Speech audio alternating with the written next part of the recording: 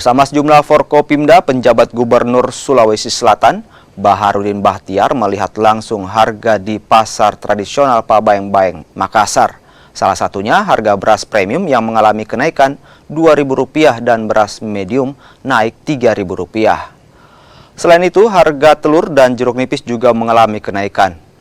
Penjabat Gubernur Sulawesi Selatan akan memeriksa langsung stok bahan pangan dan juga distribusi.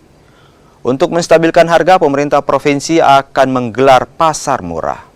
Tiap Senin untuk mengecek inflasi. Inflasi ini penting adalah terkait dengan ketersediaan kebutuhan bahan pokok masyarakat. 21 bahan pokok masyarakat. Kalau dulu namanya sembako, sembako itu 9. Sekarang tidak ada 9 lagi, 21 bahan pokok sekarang yang diukur oleh BPS yang pengaruhi menjadi kebutuhan masyarakat sehari-hari. Nah, temuan kita hari ini, karena memang minggu lalu kita cek waktu kita rapat inflasi di kantor dengan seluruh Forkopimda provinsi dan kabupaten kota dan tim inflasi provinsi dan kabupaten kota, ada sejumlah kenaikan. Misalnya beras, ternyata kita cek memang ada naik itu.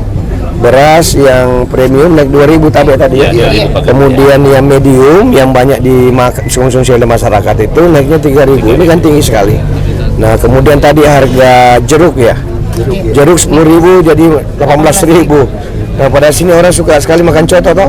Ya, kalau tidak makan coto sehari kan tidak enak perasaan. Nah, bagaimana itu jeruk ditatasi. Terus tadi harga bawang tadi apa nih?